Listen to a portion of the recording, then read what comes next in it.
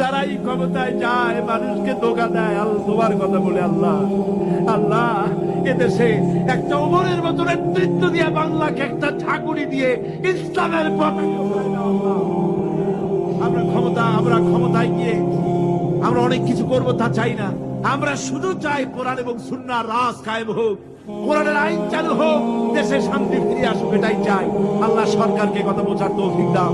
আয় আল্লাহ, আওয়ামী লীগ, বিএনপি, অন্যান্য যত পার্টি আছে সমস্ত দলের জন্য আমরা দোয়া করি। আল্লাহ, বাংলাদেশে যত দল আছে সকলকে ইসলামী আন্দোলন করার তৌফিক দাও। আল্লাহ, সকলকে দল মত নির্বিশেষে দলাদলি ভুলে গিয়ে ঐক্যবদ্ধ হওয়ার তৌফিক দিয়ে দাও। আল্লাহ, বাংলাদেশ পৃথিবীর শ্রেষ্ঠ ইসলামী দেশে পরিণত করে দাও। আল্লাহ রব্বুল আলামিন, দোয়া মঞ্জুর করো। আল্লাহ, দোয়া বিরাই দিও না। আল্লাহ,